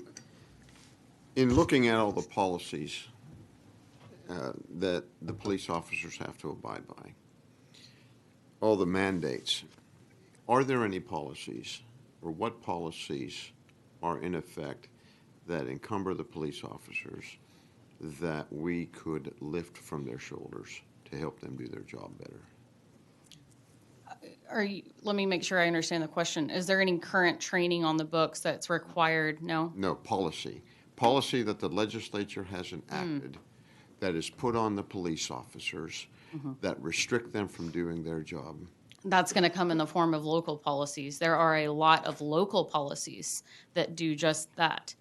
And not only do they prevent us from doing our job, but they severely have a negative impact on morale in police departments. When you're not able to do your job because of local policies, that is a major problem. And it's also unsafe. It's a public safety issue. Okay, right now in San Antonio, there is an ordinance that is being proposed by the city council. And it's pretty atrocious on how it hamstrings the police officers. A justice director You have to have a justice director, and then the police officers are under all kinds of restrictions on how they have to make an arrest and what they have to do to protect themselves. Any crime, any theft that's under $750 or under, they can't prosecute or arrest. Marijuana, can't prosecute it under a certain amount. How does this affect the morale of the police? I mean, there's a whole bunch more on this. Yes, Silly. I can, speaking from experience, it affects morale greatly. It's, you know what you're looking at. You've taken guns and drugs off the streets for years, and then all of a sudden, you know what you're looking at, and you can no longer do that. And I think that's extremely difficult for people like law enforcement who sign up to keep the public safe, knowing that they're overlooking things due to local policies. So if the legislature can help us in that regard, we are, we would be a big supporter of that. I probably have a lot of other questions, but thank you. Members, any other questions? Representative Bowers. Thank you, Mr. Chairman, and I just want to say it might not look like it, but we are happy to see y'all. We really are. I know we're drilling y'all pretty hard, but, we spent a lot of time together last session, and so I thank you for your commitment to your profession and what you do. But I do want to ask you, some questions about the classroom training. I'm totally agree with you. I think it needs to be more engaged and in person instead of that online course or just a handout that gets thrown in a file. With the police shortage and retention rates being low, how do you take officers off the streets for that time? I mean, I don't think that that's really a CLEAT issue, but I will say that political subdivisions are going to have to find a way to recruit officers. Morale is first and foremost, really, because no one wants to be a police officer right now. That's not because of pay. It's because of morale and the way they're being treated. Sure. And so, maybe it's pay. I don't know. But an area where, could I add, they're supported would help. all of that would have to do with why retention rates might be low. Because, pay is one thing, and how they're being treated is certainly key. But I have family in law enforcement, and they're tired of all the training and even some of the legislation that I've presented that asked for more training, what was said. So I'm asking you, and I know you say it's not a CLEAT issue for you to be concerned with, keeping officers in the shortage that's there. But that has to be something that you think about, because if you're saying that people should have officers in classroom and off the streets, then they have to have officers to cover the beat. Mm-hmm. No, I completely agree. And finding ways to mitigate the staffing crisis is what I meant by, those aren't things that we created. Are we concerned about them? Yes, mostly because our officers are in grave danger right now because of the staffing issues. So, there are a plethora of ways that we could fix the staffing crisis. But again, that's completely out of the hands of anything that we could do. All we can do is come here and tell, our members' side of the story. So yes, and thank you for that. And like I said, it's great to see you. I really meant that when I said that early on. But I guess then I want to hear some of the reforms that you all are willing to work with us on. Like, I'm sure you've met with our staff and all of that to share, what's on your mind this session. What are some of the reforms that the membership has come up with to work on this session with us? We haven't been approached. I would have to know specifically what reforms you're speaking of. I and I'm realize happy to. it's broad. Yes, I realize that's a broad question, but is there anything specific that you can bring?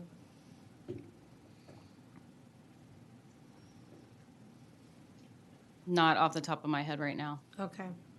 Well, thank you. And then, make sure you come by our office. I will. Thank you, you. Representative. Great to see you. You as well. Members, any other questions? Thank you. Thank you, Chairman. Chair now calls Sheriff Buddy Mills of Gillespie County, representing the Sheriff's Association of Texas. We show you registered as Buddy Mills on behalf of the Sheriff's Association of Texas and testifying neutrally. Is that correct? Yes, it is, Mr. Chairman. All right, please proceed. All right, first of all, Chairman, Vice Chairman, and the rest of the members, thank you so much for allowing me to come here and testify before y'all today. And hopefully, the handout that I've presented to y'all will maybe answer some of the questions or might create some more. I hope y'all have those present up there with you. I'm going to go over the probably the biggest thing. As the president of the Sheriff's Association and what we've heard all across this state and what y'all have heard today is the inability for us to keep deputies and jailers employed in our communities. I come from a small community. It's small during the week sometimes, but it gets big on the weekend. Gillespie County, which is Fredericksburg. A lot of people come up there. It's kind of a tourist area. A lot of people enjoy it. But with that comes continued people. And when they come, they bring problems with them. So we're trying to work through this session. As you can see there, we have a few of our, some bills that have been passed that will be very, very helpful to the rural law enforcement in the state of Texas. A lot of the urban areas are well covered. A lot of them have substantial funding, but the rural parts of Texas have been struggling for years and years. It's very hard to employ people when you can't even, they can't even buy a home. They can't afford to live in your community, and they have to live in another county or they have to live 3 counties away. But they love working for your sheriff's office or your police department, so they make that trip every day that they're required to work. So as you can see in some of the written stuff there, the House Bill 1487 and House Bill 626 are some of those that we're adamantly supporting that hopefully will address some of those major issues with rural law enforcement funding to bring the minimum salary of a sheriff across the state to $75,000. And there's several of them across the state that make a heck of a lot less than that. And so if you can realize that the sheriff makes 75, the highest paid individual within that sheriff's office, everybody else is below him. That's the jailers and everybody else. One of the other things that we're adamantly working on are school safety. It's a very critical deal for us. It's very important to us. There are many discussions in this. Y'all have heard some of them today. I just want you all to realize that the sheriffs of Texas are adamantly and strongly involved in the school safety within their communities. And there's actually some legislation that will probably show you how dedicated we are to doing that. You'll see it shortly. I don't have that bill number present here. Some other concerns, which we all have them, is the border. You heard Mr. McGraw talk about the problems along the border, the fentanyl, everything that's been coming across down there. It is a very, very big problem for not just Texas, but for our entire nation. As he stated, the cartels are very well organized, and it takes a lot of hard work and dedication to adequately attack them and dismantle them in a strategic way to try to prevent them from doing what they have done here. The fentanyl, the deaths of our young people, or anyone that happens to take that, is very terrible. I don't have any numbers on it, but from what I understand, they don't even haul marijuana to the border anymore. It's not as productive, and they can't make as much money off of it. So they're bringing the fentanyl. That's their new product And that's what they're going to continue to use to infiltrate the United States and poison our communities and our loved ones. Bail reform. The sheriffs are adamantly working to make sure that the people that need to stay in jail, and the ones that we have the ability to get out, we can get out.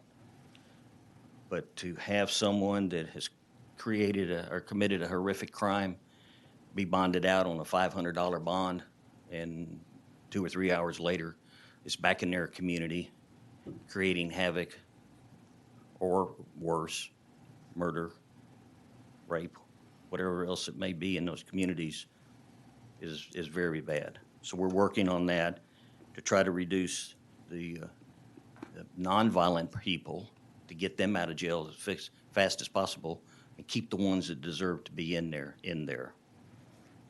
And finally, mental health. You've heard a lot about mental health. They're very correct. Your local county jails within each and every one of your communities and counties across the state that have one, they are the mental health facility in your local community. Family members can't deal with them for whatever reason. They threaten themselves, they threaten others. They don't know what to do with them. Instead of relying on a psychologist or somebody to see them, they call on law enforcement. And when we get there, we've got to do something with them. Unfortunately, they commit some kind of crime. We've got to pick them up, or they're a danger to themselves or others, or they threaten each other. We take them into emergency protective custody and get them shipped off to try to get them some help. So our jails are clogged up with them. There are some jails across the state that have started some classes where they can kind of help treat them in their jails and try to keep them sane enough where they're eligible to stand trial, because a lot of times we'll send them off to another facility. They get there, they're brought back to where they are now considered eligible to stand trial. We bring them back to our local jail, put them back in there, and then we wait and wait and wait for our court date or their court date, and they just deteriorate right back in front of us again in the jail. So there are some places that are trying to do some things with mental health. So if y'all could do something to help facilitate new mental health facilities and the staffing that's needed for them, that would be very appreciative. In closing, I'd just like to say we have some other issues, and they're on the document there.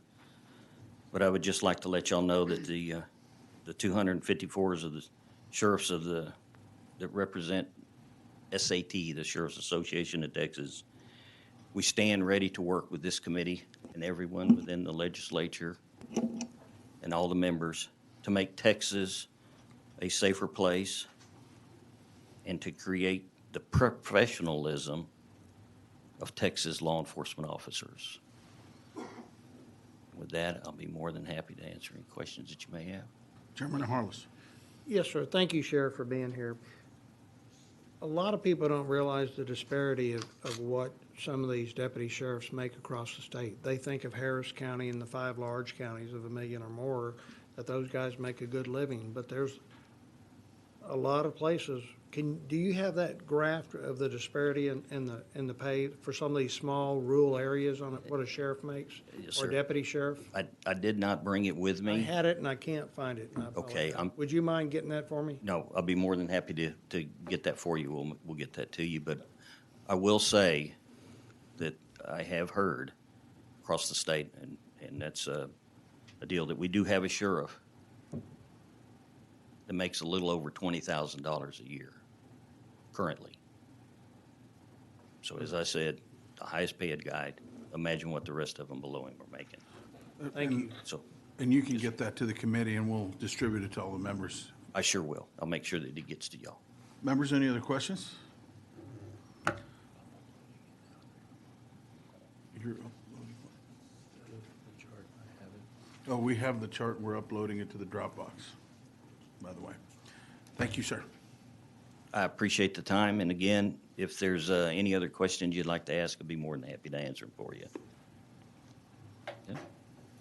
Thank you for being here. Thank y'all so much for the time. Chair now calls Carlos Lopez, Travis County Constable Precinct 5, representing the Justice of the Peace and Constables Association.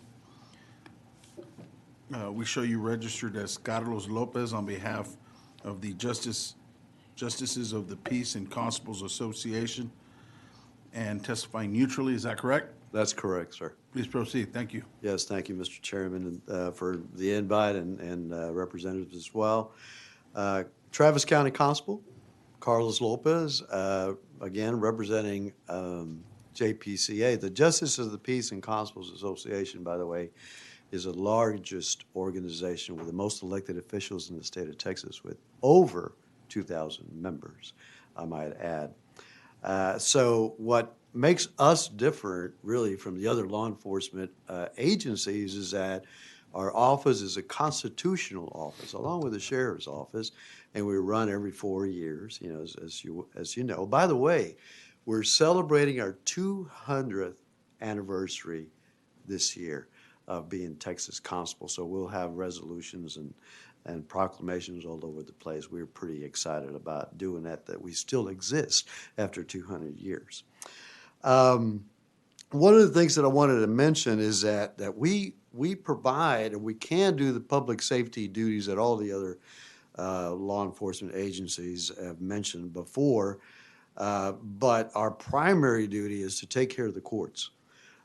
We take care of our prospective JP court, and we bailiff them, and we keep them safe by doing bailiffing duties.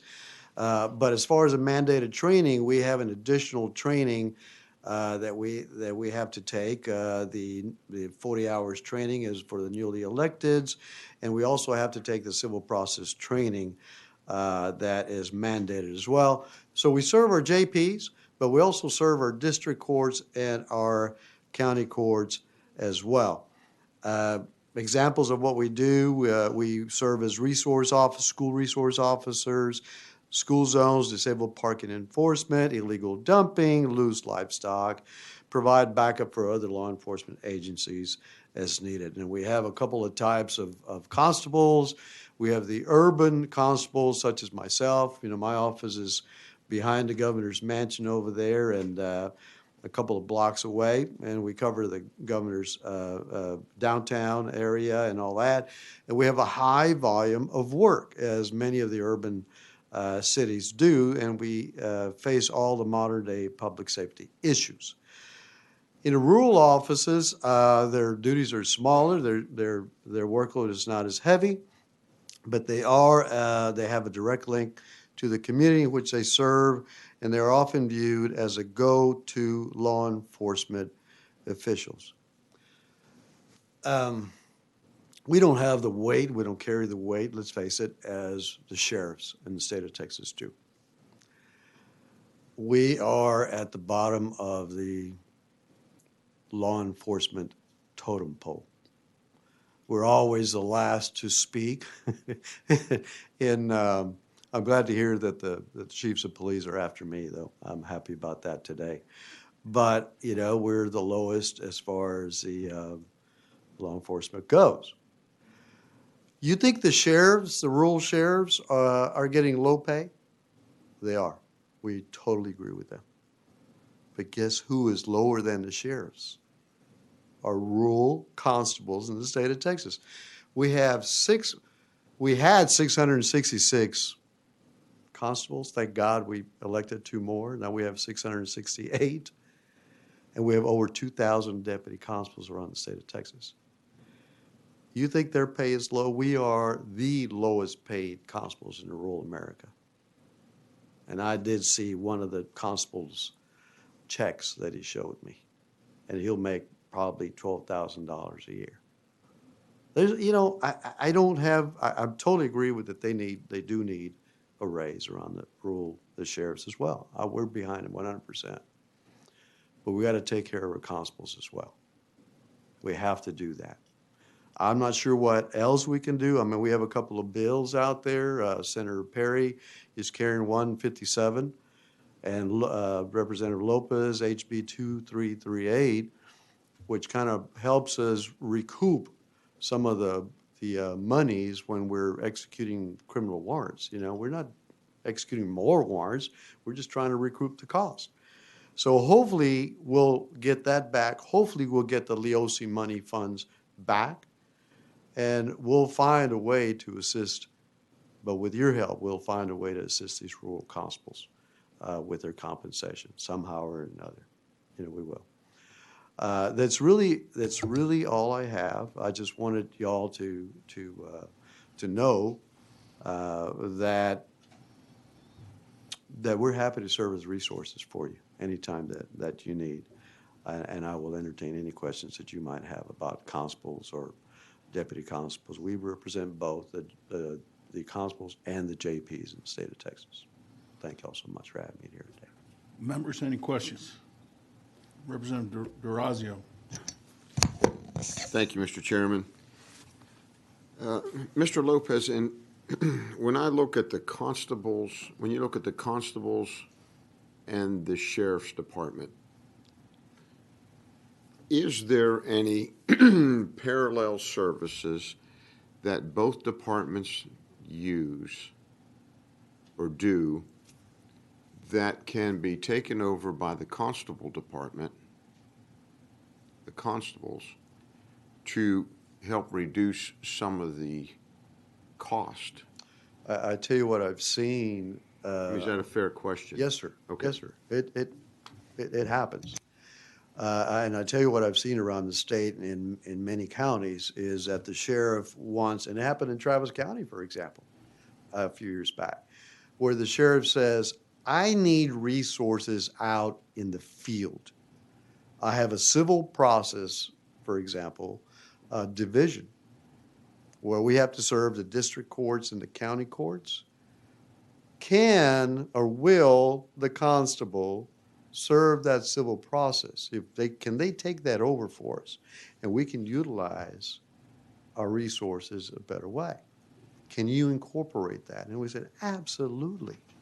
Absolutely we can. And so we've been able to work together. So we've kind of taken over. We are the designated civil process servers here in Travis County now, okay?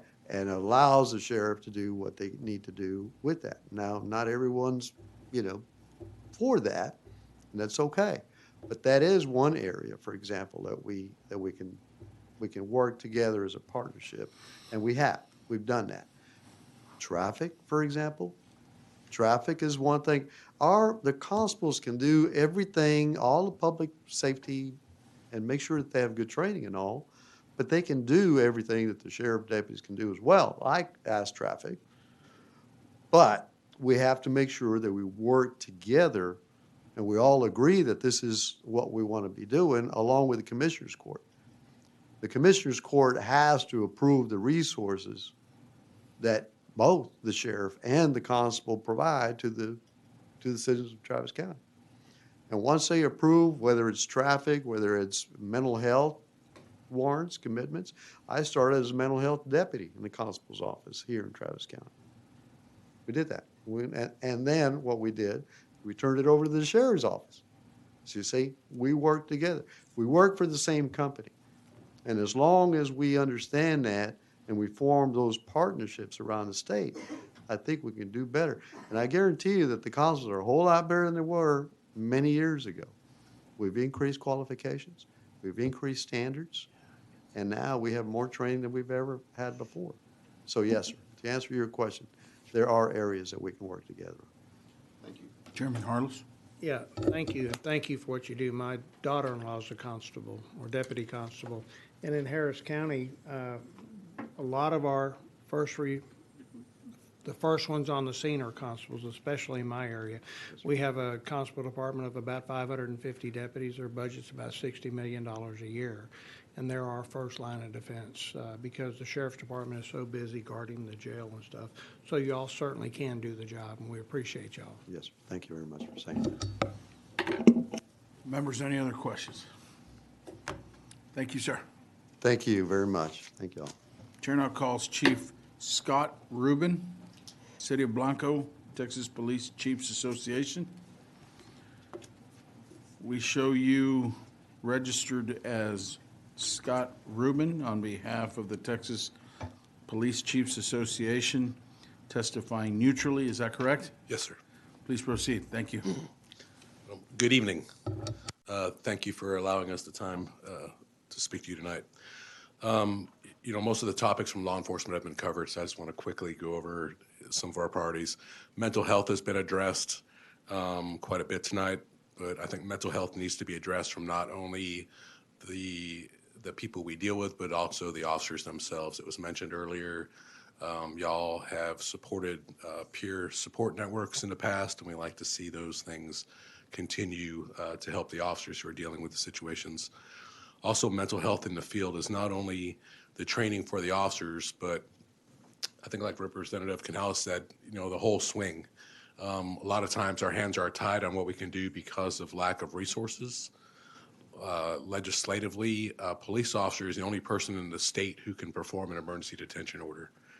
So we put these other things into place. We have community paramedics who go out into the community and they deal with people who suffer from mental health issues, and they see them on a regular basis. But when they start to see deterioration, or the person won't take their meds and they won't voluntarily go back to mental health treatment, they have to call the police. We're the only ones who can go do that emergency detention.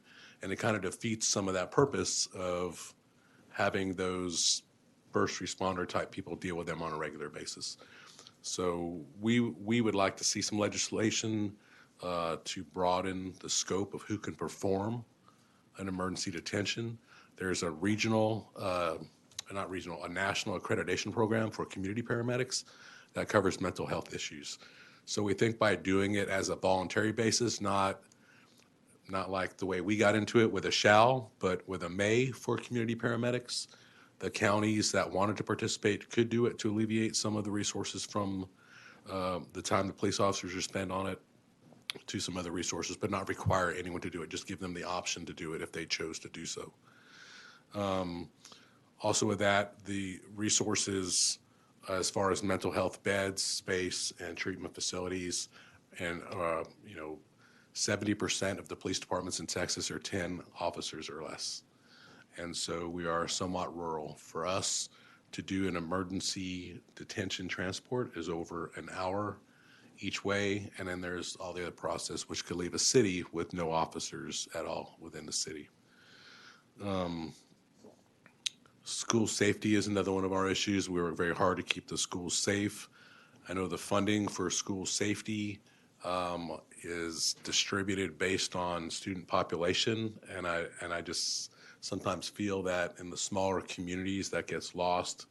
Our community has one elementary school, one middle school, one high school, and it doesn't matter how many people are in those seats, it requires the same amount of fencing. It requires the same funding for an SRO.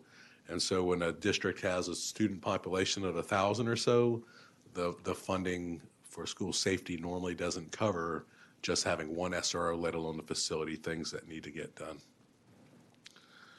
We are a supporter of ALERT. I know ALERT was mentioned earlier, and I know y'all have done some work now with some grant funding that's tied to ALERT. The bullet-resistant shields and the rifle body armor requires that the officers go to ALERT, so that alleviates some of those agencies taking advantage of PowerPoint training that should be done hands-on. So you all have done some work to take care of that, and we do appreciate that. It's also been talked about recruiting and retention. I think that's an issue everywhere. I just think that right now everyone is competing for the same type of person. I think somebody asked earlier, what do you consider fit for duty or fit for hire? And I think, everybody's looking for that 20-something-year-old with a college degree in good physical shape, no mental issues, no drug issues, no arrest record, and then we want to pay them $50,000 a year to work nights, weekends, holidays, and on their anniversary, compared to, everybody's looking for the same thing. So, but recruiting and retention is an issue. And we are supportive of the bills that have been introduced on accreditation, on law enforcement accreditation. We believe that those best standards take care of a lot of issues that have been discussed by requiring agencies to have those policies and how they deal with certain types of calls. It also holds the administration responsible for how they treat their officers. So with that, I'll take any questions. Members, any questions? Thank you for being here. Thank you all. Appreciate it. Members, the procedures for requesting bill hearings for bills will be emailed to all offices this week and posted to the House Administration website. And if there's no further business and without objection, yes. I apologize, Chairman. I forgot to ask when McCraw was here with us about, there was something in the paper about 3,000 licenses being mailed out to criminal Chinese gang or what have you, and DPS had a lapse and let that happen, and I just wonder when would be an appropriate time to ask about that. We should have, maybe even next week, we might have them back, or we'll have somebody back. I know we're planning another informational hearing specifically for border security and a couple of other things, and so most likely next week. Okay. And so, but we'll note that and see if we can get the appropriate people here to help address the. You're familiar with what question. I'm talking about? Yes, ma'am. Okay. Thank you. It was in the media. Right. Yep. If there's no objection, and if there's no further business, the House Committee on Homeland Security and Public Safety stands adjourned, subject to the call of the chair.